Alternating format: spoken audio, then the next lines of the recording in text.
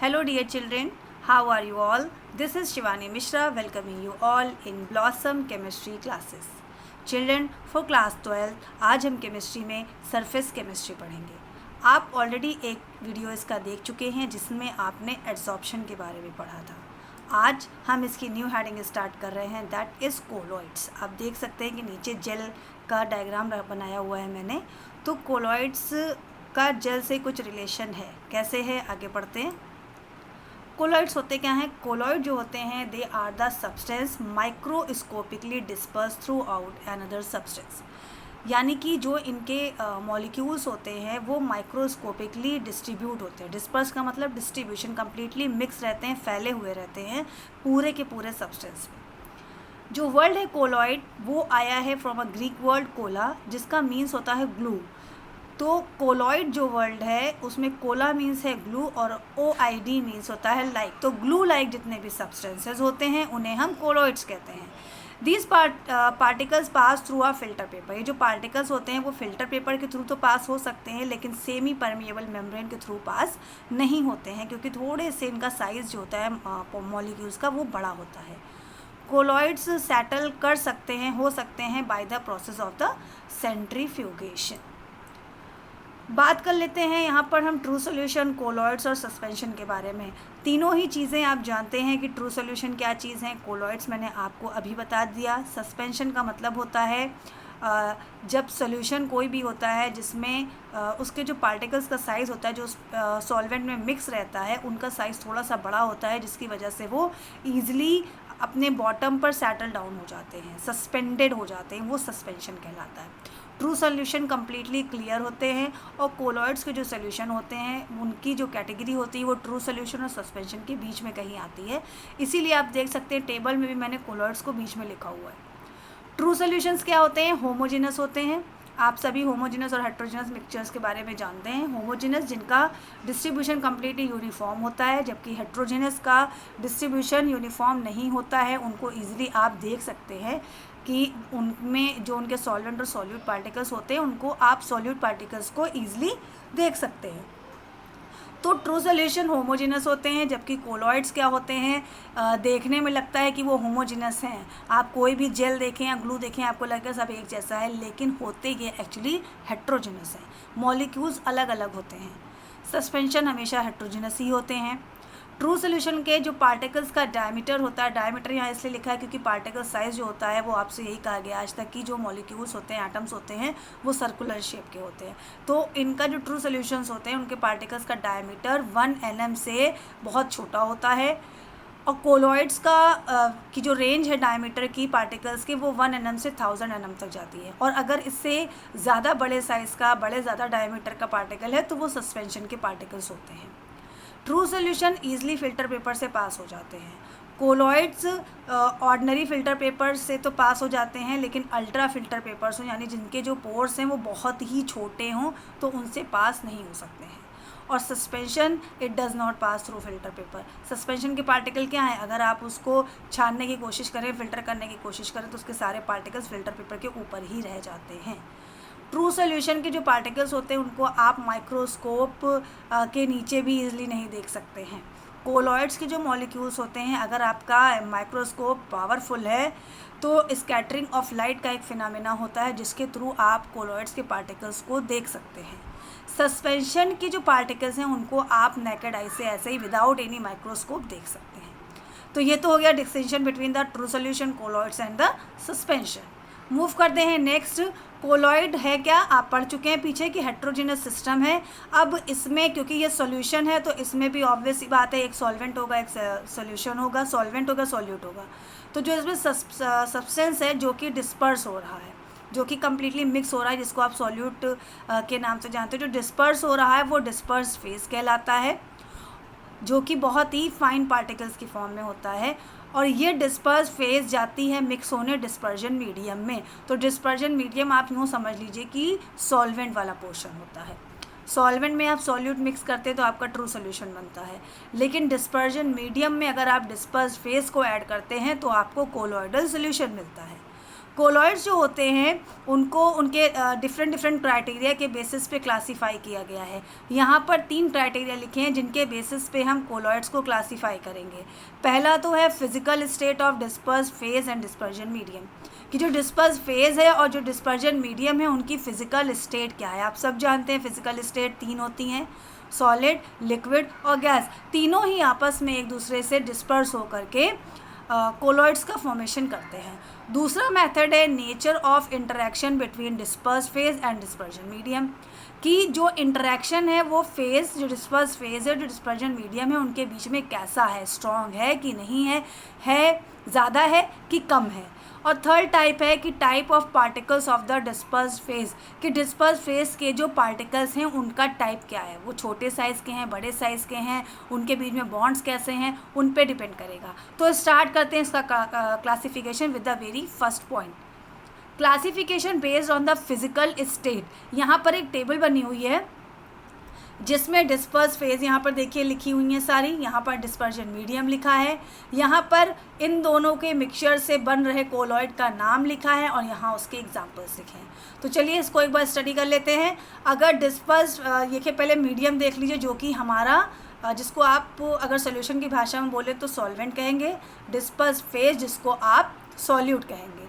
तो यहाँ पर मैंने पहले तीनों सॉलिड्स लिख लिए हैं, देन मैंने तीनों लिक्विड्स लिख दिए हैं और देन मैंने दोनों गैस लिख दिए हैं। आपने नोटिस किया होगा गैस मिलके कोई भी कोलॉइड का फॉर्मेशन नहीं कर रहे हैं, वो होमोजेनस या होमोजेनस मिक्सचर का फॉर्मेशन हो जाता है।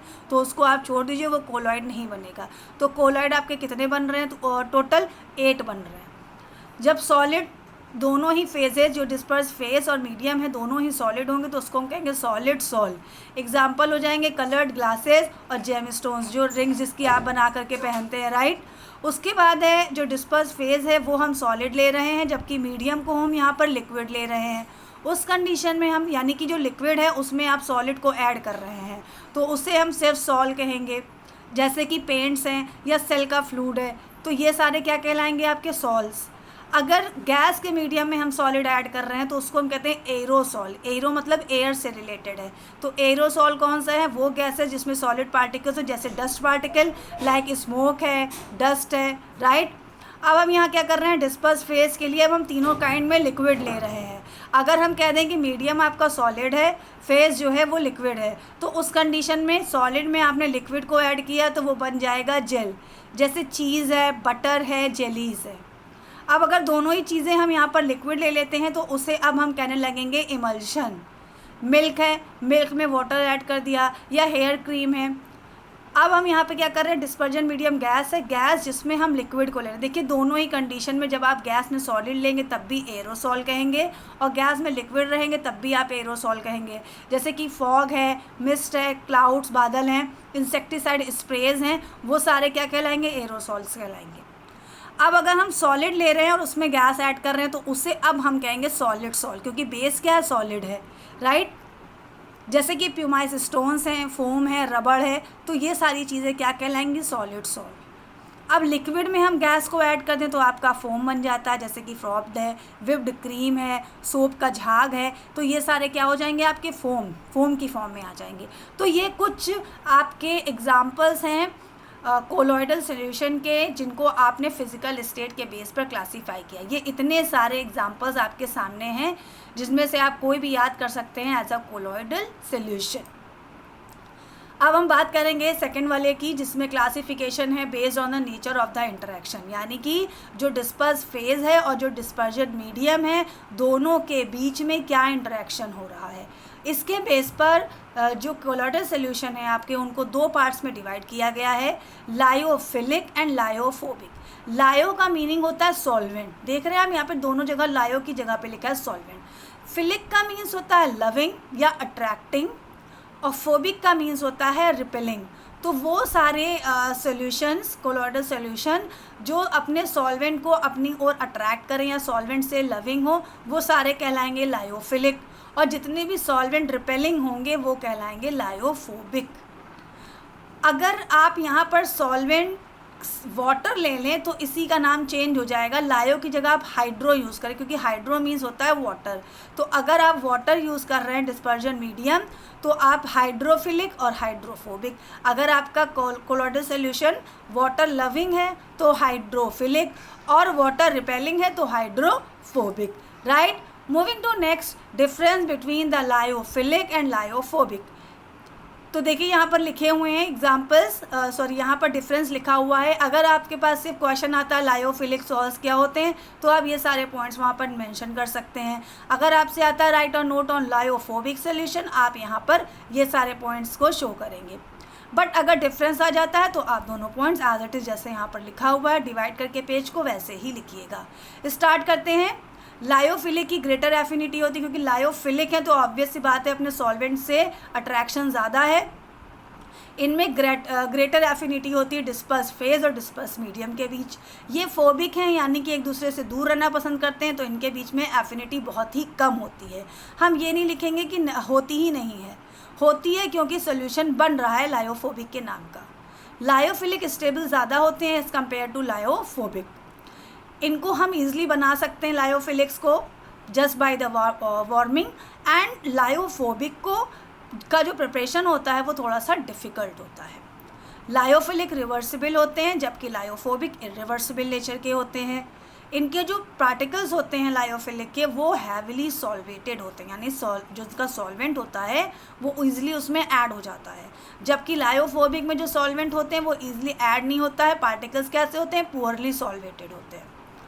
No effect on adding small amount of electrolyte. जो लायोफिलिक होते हैं उनमें अगर आप थोड़ा सा इलेक्ट्रोलाइट ऐड कर देते हैं तो कोई फ़र्क नहीं पड़ता है, लेकिन इसमें लायोफोबिक में अगर आप इलेक्ट्रोलाइट का एडिशन कर देते हैं तो प्रेसिपिटेट का फॉर्मेशन हो जाता है। जो डिस्पर्स्ड फेज होती है इलेक्ट्रोलाइट उससे जाके अटैच हो जाते हैं और वो सारे के सारे बॉटम पे बैठ जाते हैं, तो प्रेसिपिटेशन हो जाता है, यानी कि आपका जो डिस्पर्स मीडियम है डिस्पर्जन मीडियम वो अलग हो जाता है और डिस्पर्स फेज इलेक्ट्रोलाइट के साथ मिक्स होकर के बॉटम पे बैठ जाती है, सस्पेंडेड हो जाती है।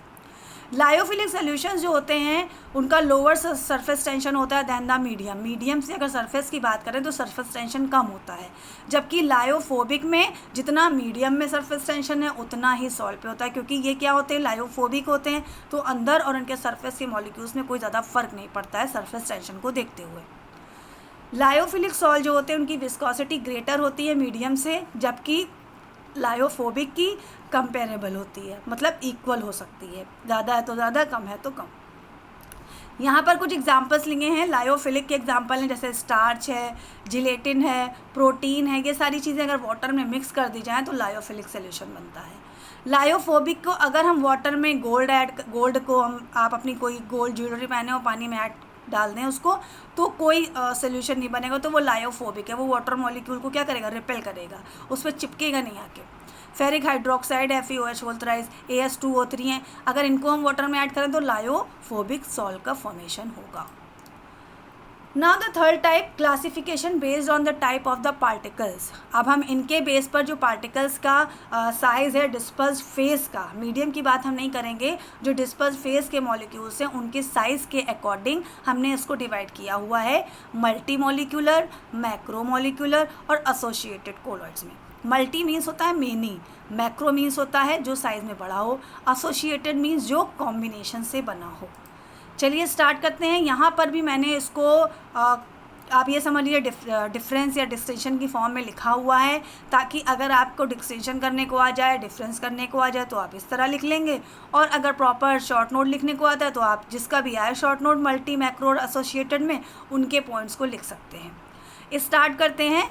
मल्टी मॉलिक्यूलर कोलॉइड्स क्या होते हैं? ये जो लार्ज मॉलिक्यूल्स नंबर के एटम्स और मॉलिक्यूल्स होते हैं उनके अटैचमेंट से जा करके बनते हैं। तो ये कैसे बनते हैं? They are formed by the aggregation of a large number of atoms और molecules which generally have diameters less than 1 nm। और उन सारे एटम्स और मॉलिक्यूल्स जो कंबाइन हो रहे हैं उनका डायमीटर 1 nm से कम होना चाहिए, और बहुत सारी लेयर्स बनाते हैं, उनको हम कहेंगे मल्टी मॉलिक्यूलर। मैक्रो मॉलिक्यूलर क्या होते हैं? इनके जो मॉलिक्यूल का साइज़ होता है वो मल्टी के कंपेरिजन में थोड़ा सा बड़ा होता है। एसोसिएटेड वाले में क्या होता है? एसोसिएटेड में ये बनते हैं aggregation of a large number of ions, यहाँ पर आयंस की बात हो जाती है, और सोल्यूशन कैसा होना चाहिए? कंसनट्रेटेड। अगर हम एग्जाम्पल की बात करें तो गोल्ड का सॉल्ट या सल्फ़र के सॉल्ट्स ऐसे हैं जो मल्टी मॉलिक्यूलर कोलॉइड्स का फॉर्मेशन करते हैं। जबकि अगर आप पॉलीमर्स की बात करें, जैसे नायलॉन है, स्टार्च है या रबर है, ये मैक्रो मॉलिक्यूल्स हैं, बहुत सारे बड़े बड़े मॉलिक्यूल्स होते हैं ये। इनका साइज़, मॉलिक्यूलर वेट दोनों ही बहुत ज़्यादा होता है। एसोसिएटेड की अगर आप बात करें तो सोप का सोल्यूशन है, जो सोप का सॉल्ट होता है वो एसोसिएटेड कोलॉइड्स हैं। मल्टी मॉलिक्यूलर में जो मॉलिक्यूलर मासेस होते हैं वो बहुत ज़्यादा नहीं होते हैं, जबकि मैक्रो मॉलिक्यूल्स में मॉलिक्यूलर वेट बहुत ज़्यादा होता है। और एसोसिएटेड में तो ऑब्वियस सी बात है, एसोसिएशन है तो इनका तो जनरली हाई होगा ही।